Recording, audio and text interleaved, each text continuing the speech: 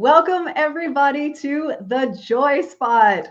My name is Sherry Elise. I am your host, thankfully, or else there would be nobody here right now.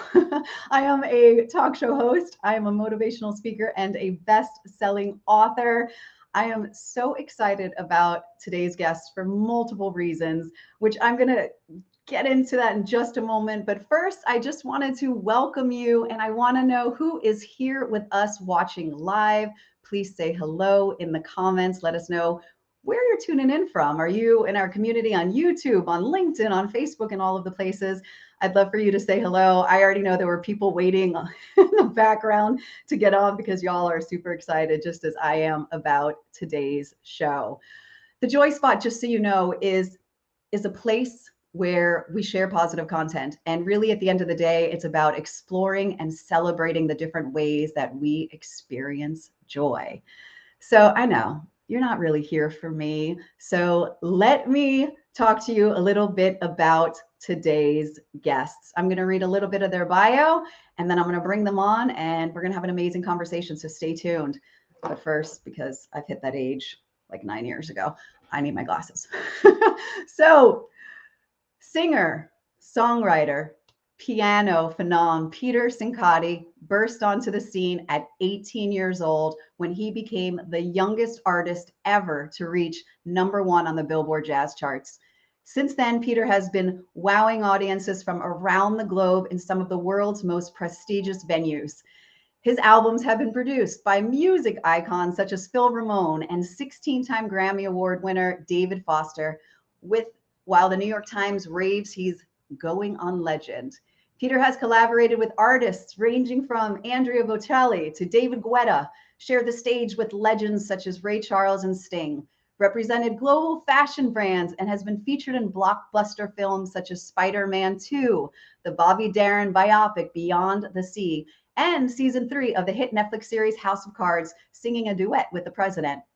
His highly anticipated next album, Killer on the Keys, honors some of the most influential piano icons of all time, in addition to some autobiographical originals.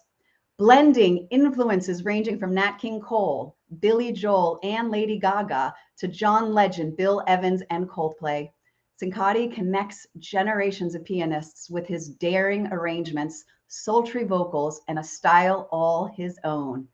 Killer on the Keys is due for release later this year. And now, Pia Cincotti, sister, not wife, because I've had those questions. Pia Cincotti is a New York-based musical theater book writer. Her musical, How Deep is the Ocean, was part of the 2012 New York Music Theater Festival. It is sold out. It had a sold-out run and was featured on the Today Show. Pia was a 2013-2014 Dramatists Guild Musical Theater Fellow, where she developed The Last Laugh and the Untitled Horse musical. In 2015, she was a writer in residence at the Johnny Mercer's Writers Colony, where Last Laugh was part of the ASCAP Musical Theater Workshop, moderated by Stephen Schwartz. Pia's earlier works, After the Crash and Four of a Kind, have had readings and productions at the Institute of Contemporary Arts in London, Fordham University in New York, the Actors Theater of Orcas Island in Washington, and the Producers Club in New York. Most recently, she has been commissioned by Grove Entertainment to write Lady Annabella, a new musical. Together, the Cincottis gave a powerhouse sibling team who collaboratively wrote and produced the musical How Deep is the Ocean, with music and lyrics by Peter and book by Pia. And their latest musical collaboration, Lady Annabella, just got commissioned by a Broadway producer. Shut it, Sherry, and bring on our guests, Peter and Pia. Hello. Welcome. Hey, Sherry, how are you? Hi. So amazing to have you both here today. We have a lot to talk about. It's amazing to first meet you. I feel like I might have stalked you a little bit, like that creepy, I don't know, they're like the person that shows up and it's like, we're like second or third cousins. And I was like, no, really, I am. Amazing. Are you're second, right? Second cousin? I never we understood. haven't figured it out yet. Well, my great grandmother Esther is your great aunt. And my Okay. grandmother is Miriam, which I heard you all had Passovers with and stuff. Yes, yes. So yeah, Oh, that's funny. how we all know don't really know each other, but now we do. So we've got my dad watching, who was really pushing for this whole thing. So hi, Dad. That's great. So funny. Yeah, I know. So really, I want to thank you guys first for your time. And what I want to know, I'm just going to start. We're going to take, as I say, take a look back, because we can't ever get to where we are unless, we've had the history to be able to arrive here. And I know, as someone who is, I guess it runs in the family, a performer. I was a theater actress. I did all of the things back in the day. And so my household was a lot, a lot just with me and my musicality. Well, I wasn't very musical, more theatrics. But my sister was not. And so having two of you in this field, I'm curious what life was like growing up in your household. Either one of you can. You go first, Pia.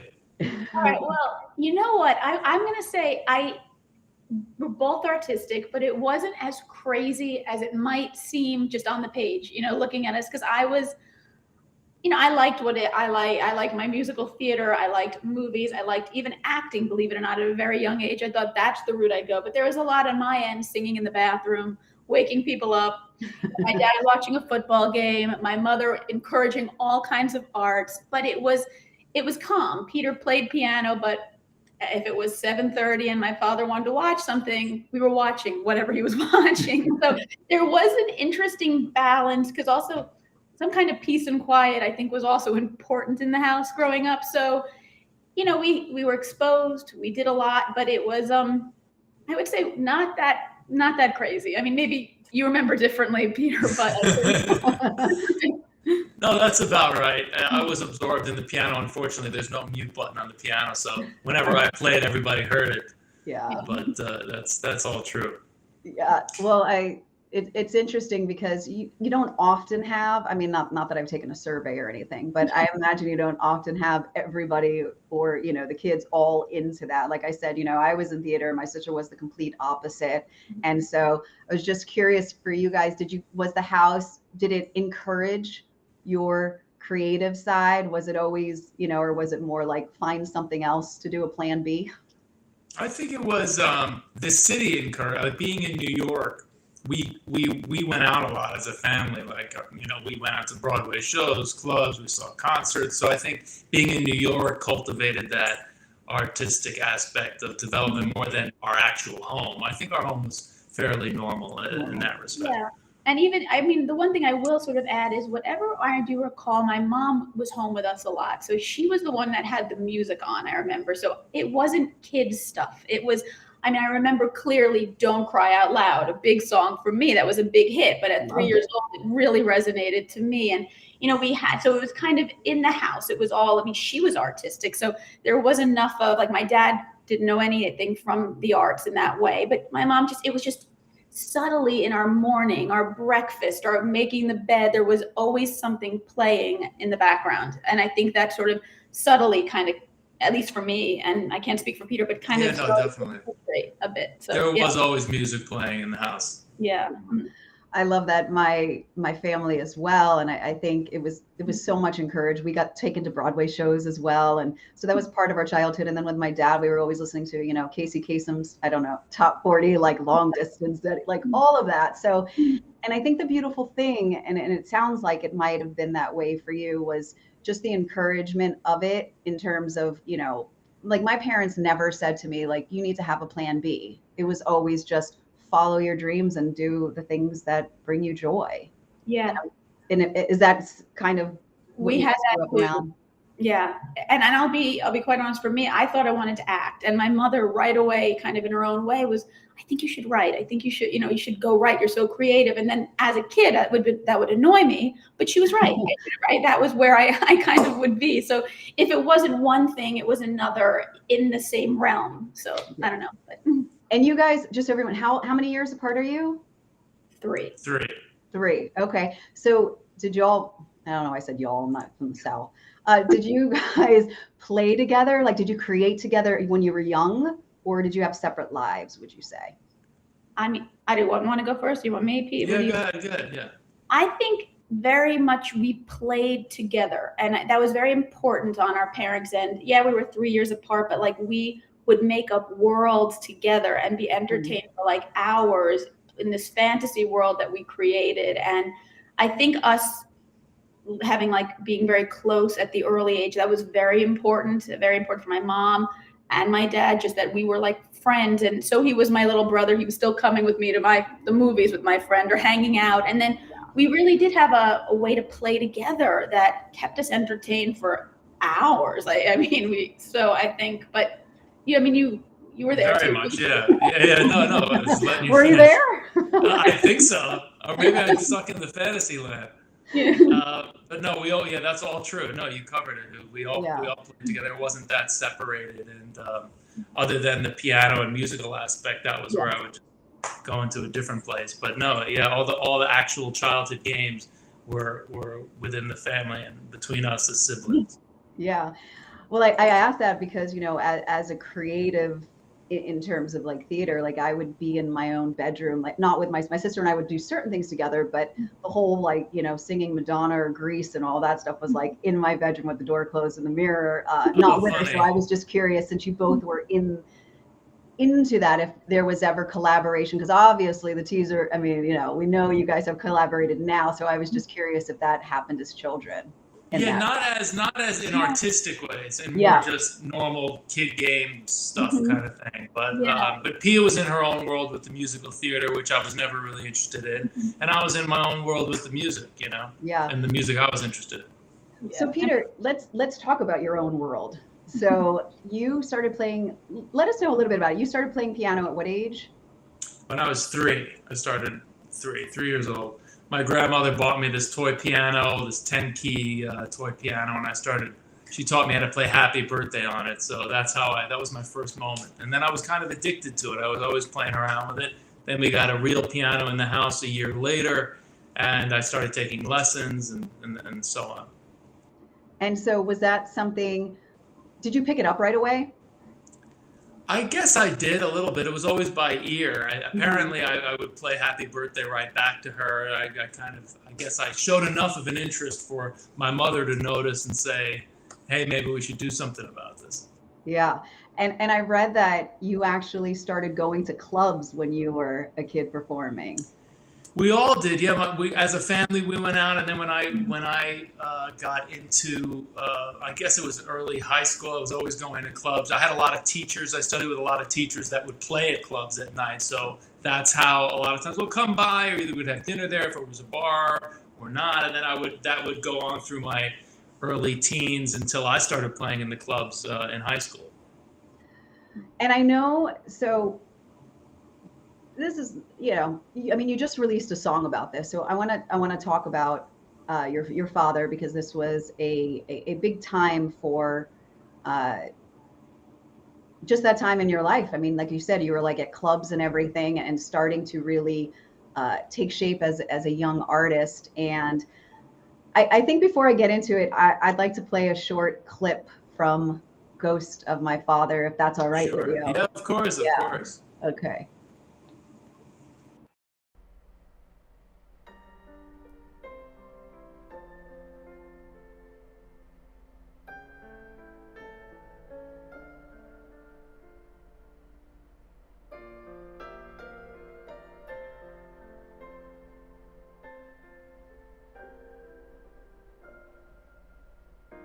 I see it a lot.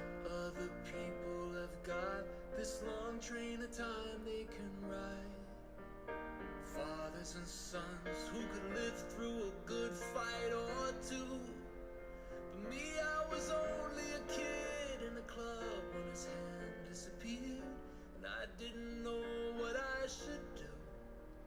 So the man that he was who I started trying to be.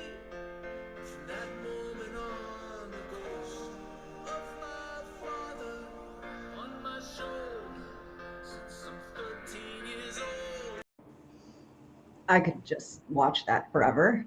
Thanks. Well, I want to say, though, it was very strange. I was taking a walk this morning and I was just listening to it along my walk. And I got really emotional, and I was like, well, this is going to be a happy topic for the Joy Spot. No, right. Exactly. Go right in with that one. I know. I was like, should we? Wrong show for that. But maybe not, because I can pull exactly. everything out here. Yeah, I'm sure you can. No, because what I pulled from that time in your life, and really, or from this song, and you can obviously go more in depth with this, is this space you're at right now in your life. And when you wrote the song about letting go of the hold that moment in history had for you. If you could just, I may be interpreting that wrong, but if you could share a little bit about your father, because for the audience who do not know, as much as you want, and also about your song. Yeah, no, I think you're right. That, I mean, part of it is letting go of the hold that kind of thing has in our life, but it's also more than that. I didn't want the song just to be one-dimensional, because you can't ever let go of the hold is the other thing. But your perspective and your relationship with grief or loss or trauma changes. You know, it's different now in I just turned 40. I can't believe it, but it's different now in my 30s than it was in my 20s, obviously as a teenager. And I'm sure my sister can speak to this as well. It changes, it grows with you, and it's there. It's always there, like a ghost. And everybody has different ghosts in their lives, but I wanted this song to kind of touch on the universal aspect of loss and the different ways you could look at it, you know. But, you know, letting go is part of it, but also, you know, knowing that you'll hold on forever is also part of it. At the end of the song is no goodbyes. Yeah, I know, because he's always going to be there in different ways. So it's an interesting thing. I think all of us can interpret it how we do, you know.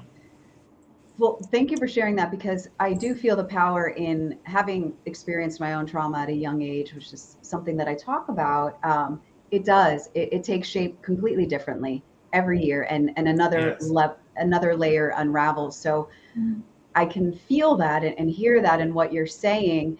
And it was interesting how I heard it, because the way that I felt that song was, as you shared about, is your father proud of you? Is he here in these moments with you? Does he see what you're doing? And so I felt that holding and wondering, and then that releasing of that to be okay with where everything was. Anyway, that was the way, as a listener, Yeah, no, I interpreted that's right that. on the money. Yeah, no, that is. As far as my father himself, we could both speak about him, but he was a, you know, one of a kind, larger than life sort of personality in many ways, but a very strong figure in both of our lives and all of our. Anyone who knew him, they have all stories. There were like lines of people at the funeral telling us all different stories about him.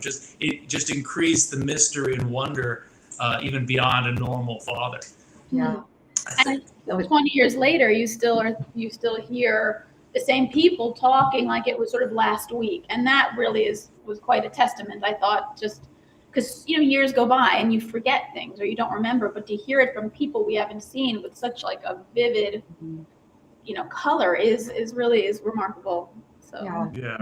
And speaking of that, we also have a very flip inverse experience with the actual the day that he passed was at my first professional show. I guess that's why you segued, because when I started to play clubs, I was 13, and he was on his way to see me at like my first real gig on West 46th Street, and that's where he passed. But it was one of the few shows that my sister didn't end up coming to, so she wasn't there physically, and we both have like the opposite sides of the coin when it comes to the trauma. Like, I saw too much because I was with him, and she saw too little by not knowing what was happening. So though that kind of trauma takes shape in different ways in both of us, I think. Yeah. For sure. And it obviously set you, would you say that it changed the trajectory of, I wouldn't say your career path for you, Peter, because you stayed on that, but Pia, would you say that experience had any effect on? You know what? To be honest, I don't think so. I don't think it had. I knew the kind of stories or the things that interested me, and the only thing that might have changed is doubling down on past times that I did with him that informed me creatively. Like, I love Turner Classic Movies, so maybe it was a sense of a way to console myself, but I just went deeper into that to learn more, to know more. And I kind of just knew, or I know the characters or the voices in my head. It sort of maybe amplified subtly, but I don't think in that respect for me per se. I think I agree with my sister too. If anything, it amplified, like you said, or exacerbated or deepened, for good or bad, just deepened everything that we already were in a way. Yeah. Performing, into. Yeah.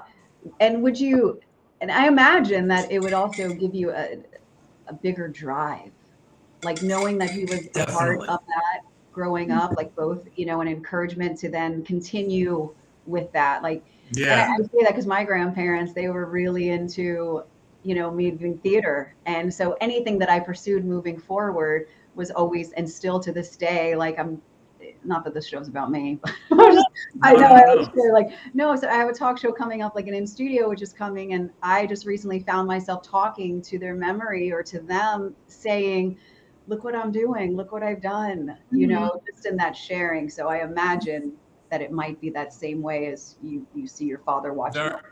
Yeah, very much. And, like you talked about a plan B earlier, like if there were any plan B, it was, it died at that moment too. It just like really cemented, for me at least, my musical path, which I was already on, but it did lock it in. Yeah. So Pia, let's talk a little bit about, because I know we've dived into Peter a bit. Let's talk about your individual path when it came to writing and your creative process. And then, because you mentioned about the theater and the acting, but then your mom encouraging the writing. So share with me a little bit about that. Well, I grew up thinking, you hear the arts, you see the arts, you just think acting is the only thing kind of when you're really little. So that was where my mind went. I loved all of the old stuff, and I loved like even Annie, like the musical hit me at 3. And the fact, knowing me now and knowing me then, the fact that I would perform tomorrow for people at a drop of a hat frightened me because that's not what I would ever do now, at least sober. But so I just always made up worlds, and I made up these characters, and I'd make, Peter became one and I was the other, and we were just in this. And so my mom saw it the same sort of way she saw Peter love the piano. She saw that I was adept at making up people and characters, and just thought I should pursue that. And I didn't know as much of that was really as much of an option until I got older. And then I started, and then I realized, oh my God, I can't sing in front of people, and then I started to write. And it was like about 11th grade or 10th grade when I did start the writing, and the dialogue at first was a bit difficult for me to figure out how to write dialogue that was real. And I don't know what happened. I don't even know how but then I kind of, one morning it really clicked in, and I kind of guess I went with voices I knew, and that, then the characters I wanted to write, and that I'd attribute to my dad, because he always brought wild or memorable people into our life, and from a gardener to a pool guy to whoever the hell was at our house, that's what kind of, when I said, well, just write these people, that's sort of when the writing sort of like really felt easier and felt natural. And I just started to realize, wow, I'm creating the worlds I did at 8, but in a different way now. So that's so powerful. I want to give you credit, I guess. I don't know if that's the word, but when you say my father brought in all these crazy characters, not everybody sees it that way. Like for you to be able to see the gardener and those people in that way is so cool and such a gift. And then be able to express that in your characters and bring that to life. Yeah, and I will say what really started one of my plays was somebody that Peter and I, as kids, we would just make fun of because he was such a character, not in a mean way, but like it was just like, oh my God, look at this one. And then before you know it, it's like, oh, let me write a story from his perspective. And that sort of, it's like, what did I enjoy doing? I would laugh about this person, and then it kind of morphed into more. And so how did, you each followed your own paths. So how did the siblings come together professionally? How did that all unfold? You want to start? Well, Pia was interested in musical theater for her whole life. Mm-hmm. I was more I was interested in other elements, but for years she had been trying to get me to write music to one of her plays that she would either put up in college or something that she had been working on. And I never really had time or interest. And then the record business changed so much. And right around in between my third and fourth record, I released something, and it was, I think, around like 2009 or 10, and everything was shifting. And I had all this time, and I was signed to Warner Brothers Records, but they weren't really, everyone that I first signed with got fired, and then they were changing people, and I was caught in this limbo for a long time before I had a team, but I also couldn't go make another record with another label. My touring was suspended. So my normal way of doing business was, so then that's when I really dove in. All right, what else? Well, let me try writing music for one of these musicals, and that was when we developed the first of 3 full-length shows that we put up. I think the first one was in 2012 by the time we finally got it up. And even to add to that, the funny part is I was writing only like straight plays. And then there was just this one play that I'm like, this is insane, but I really think it can be musicalized because it's so ridiculous. And that is sort of when I went to him with, and you're the guy to do it. You're the one, we knew it, we know it, we lived it. And so I think, it was a different set of skills, you had said, Peter, previously at other times, but it came out of him so quickly that I will remember, and so naturally. And I remember just laughing about what you had written because it was so funny and right for my play at the time. So yeah, it just started there, I think. Yeah.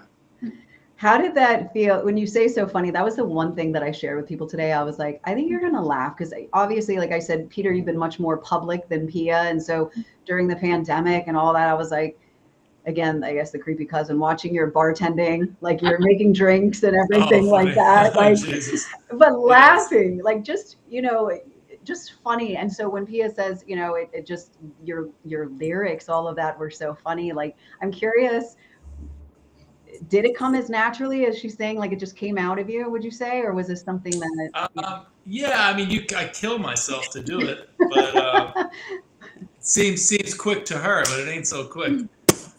I don't know if you could hear me. These are breaking. I'm going to take these out. Okay. Hey, can you hear me? We've got, I hear you. Sophie says, great interview. Thanks. Can you guys hear me? Damn it. Yes. You can hear me? Yes. All right, but I can't hear you. That's a problem. Oh. But let me try. One second. This happens sometimes with my. That's all right.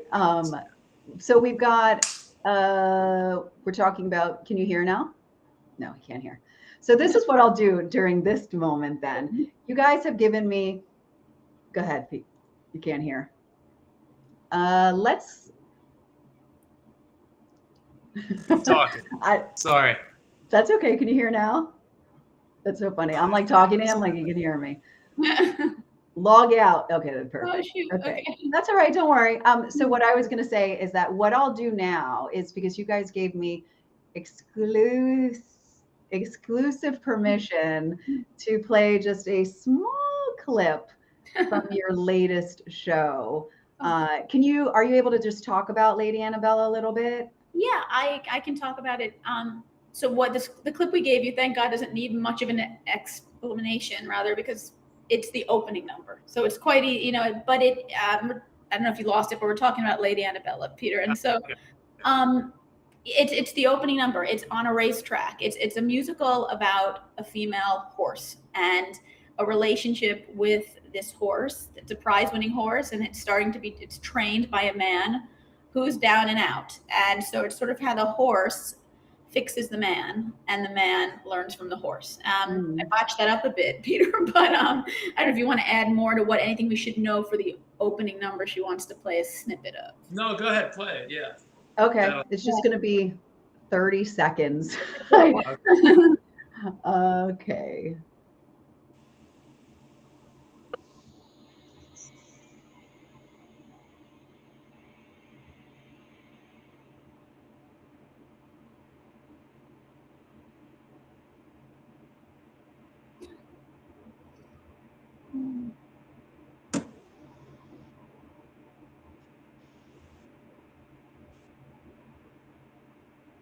All right, sorry, that's all everybody gets. I got to tell you though, it's that and Killer on the Keys has been in my head on repeats. So yeah, I'm like, I was yeah, no, it was in the shower earlier going, Lady Annabella. I've had some musical theater, by the way. Like, and then yeah, go ahead.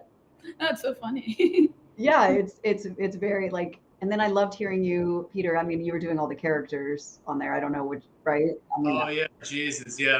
That's why it's private. no, it was great though. The demos are crazy. Yeah. I mean, as someone who grew up going to theater, I mean, hearing that, like, I was pretty impressed. With the Thank you. So, share with us what that process has been like, and where is it at? I mentioned in the start that it's been commissioned. Can you share a little bit about? You want to go, Pete, on?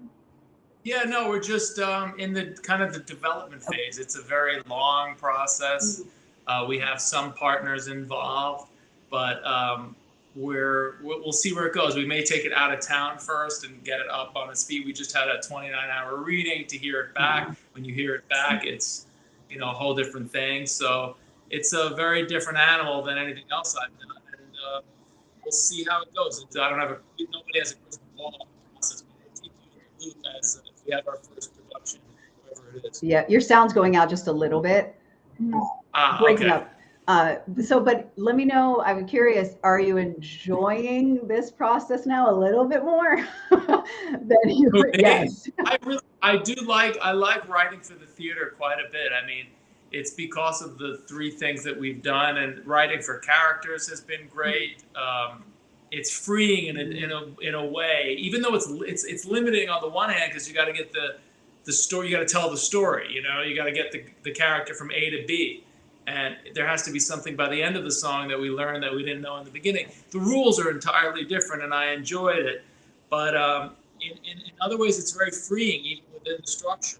Yeah. So, yeah, I do like it a lot. I mean, it's a very interesting thing, especially here with this show, because we were in the lockdown for a while, and you don't know how it's gonna sound, because you're in this bubble. Oh my goodness, great. Excuse me. It's happening. Sorry, I forgot to put that on airplane mode. But you're in this bubble, and it's nuts that when you're out and then the whole thing takes another life that you didn't know, when you have other people in the room doing what you tried to do on the page. It's really cool. And that's such an exciting moment. At least for me, that's what I love. I could work without sleep for days in that period of time when you're with the actors. Like, that's just incredible for me. It's very exhilarating. And it makes slaving over the page alone so worth it. So yeah, I get it. Just I'm rewarding bringing the entire thing to life, from the music to the characters to the story. So that's very exciting. And you guys did that with you mentioned 3 projects. So the other 2 was How Deep is the Ocean? Yes. And that was a big hit. You want to share a little bit about that? And well, that was our first. And so we really went in there as, again, just it started in the living room, sort of Peter and I really enjoying ourselves with it. And then we started moving it to, entering it in things and playing it for people. And again, it was sort of conceptually a strange pill to swallow for people. Like, what am I going to watch a musical about this? And then when you get in, there was many layers to it, and it was fun. And we had a great, it was a great time with that one. It's kind of set the groundwork, and then we just continued to develop our style. And I think each of our writing styles kind of has really moved since then. And I think still our own brand, that's kind of something uniquely us, but it's sort of grown a bit since then. Yeah.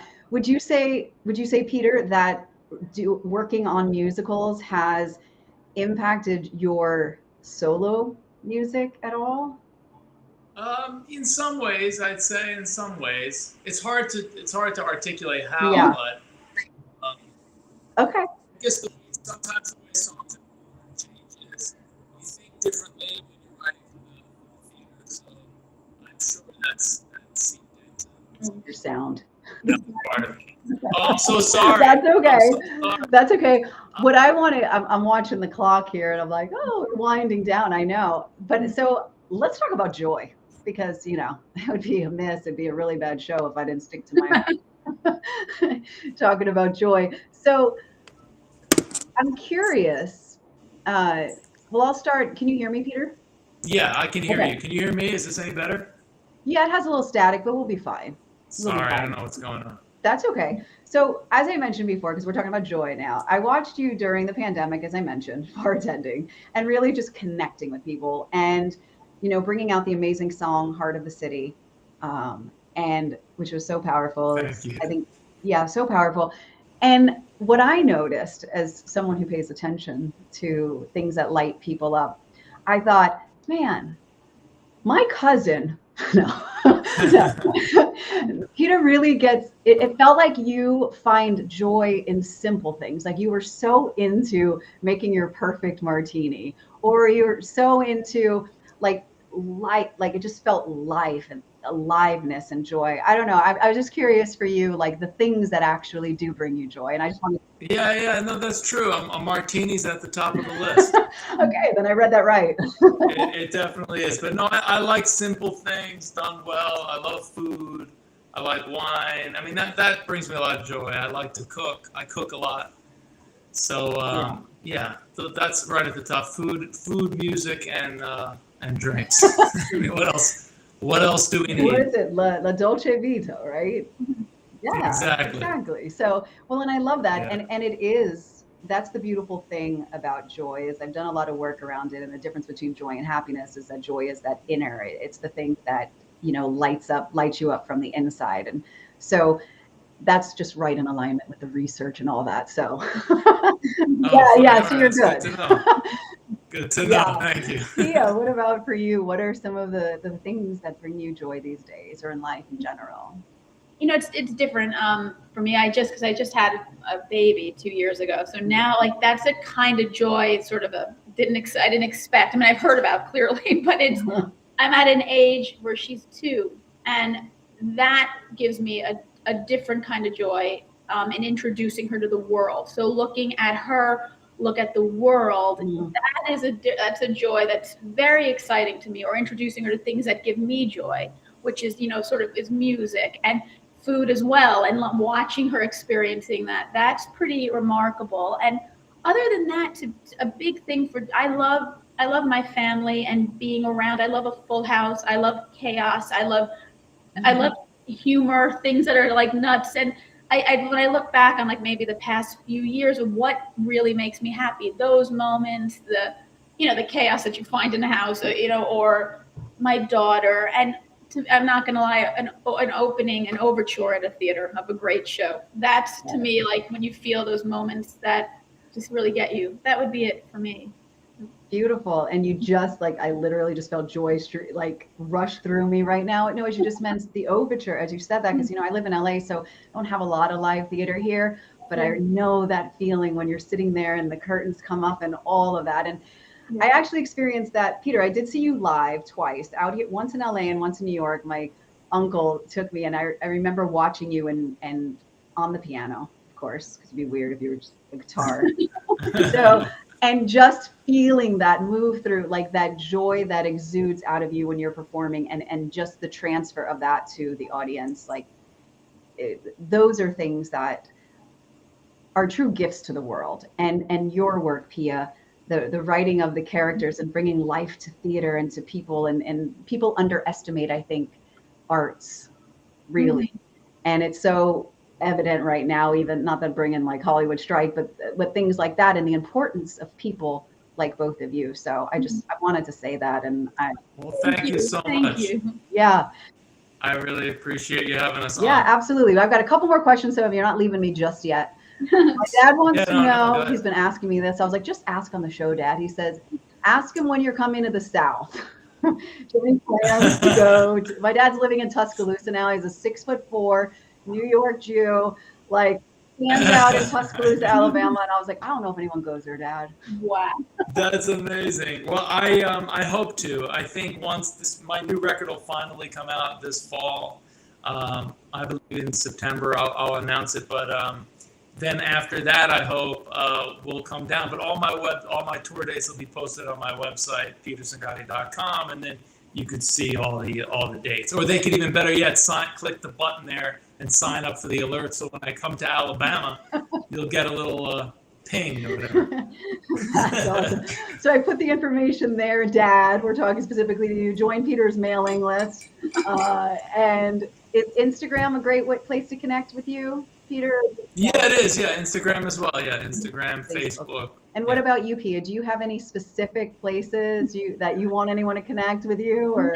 Not yet. Okay. I'm not saying not to connect with me, but I have my own Instagram account, but it's just Personal. Basic everyday thing. Nothing. I've got nothing to promote right now. But no worries. I just thought I left it blank just in case. It's all right. So I'm going to ask you some of my final questions, which is, and Pia, you can go first. I'll put you on the spot. Okay. So this is more a general question to the world, and I like to ask people, if you were given a microphone and the entire world, I'm not going to ask you to sing, don't worry, and the entire world is listening, and you had 30 seconds, what message would you want to share with the world? Oh shit, this is That's a big one. What message would I want to share? It's nothing revolutionary, and it's simple. You know what? It's simple, and I'm not articulating it in any great way. I just want to be able to look in the mirror and sort of say you did a good job, and you did a good job for yourself and the people you loved, and you made them happy, and they made you happy, and that's the kind of thing I just want to. Speaking of joy and Jesus, but you want to just, I don't know. I just want you to live your life. It could change tomorrow, and just know that you made people happy, and vice versa. You know, I don't know if that's simple. I don't know if that's the message you're looking for, but I think you're underestimating the message you just left, because not to throw my joy back into this conversation, but self-love and being proud of yourself and all that is, for me, and what I teach, the foundation of joy. Okay. So you did kind of say something pretty revolutionary. So, and Peter, what about for you? What message would you want to leave with humanity? Oh, I thought you were going to give me. You gave Pia the hard one. Okay. She took the hard one already. I can give you another question. Give me Okay, I'll give you another question. Give me another So, okay, well, this isn't a personal thing. What legacy would you want? What do you want to leave in the world? When people talk about Peter, what do you want people to say about you? I guess that I was myself. You know, I think being you is the ultimate kind of goal. You know, you want to be whoever you are. You want to be more and more of you. And it's like music is a great way to peel that onion. You know, because you think it might be one thing, but then and I see that through the documents of my albums, and obviously music will outlast me. So when I'm long gone, hopefully my records will still be here. But I hope it reflects the evolution of me, because being as authentic as you can be, I think, is the goal. True to yourself, you know? Yeah, two powerful answers, because again, being who we are is the greatest gift that we not only give the world, but that we give to ourselves, to be fully expressed in the world. And that's truly what joy is. Mm-hmm. So thank you both for bringing that today. Peter, I'm gonna exit us on your Killer on the Keys quick little video for everybody. Oh, sure. Yeah, okay, great. And but before I do that, I just want to thank you both for being here today with us, for sharing your joy in the world, for being fully yourselves, being fully expressed, and not arresting me for stalking. Thank you for having us. Thanks for having us on. And maybe we'll have Passover together sometime. I'm not Exactly. Thank you. Thanks, yeah, of Sherry. course. Thank you all so much for joining us today. Here's Killer on the Keys. Make sure you sign up for Peter's mailing list so you can grab his album when it's out, and The Ghost of My Father is out, and all that good stuff. Okay, I'm running. Bye, everybody. Thank you. Killer on the Keys. Playing lives like these. Mix some blues and Bach. Jazz and rock. To live and breathe every single melody. Be a killer.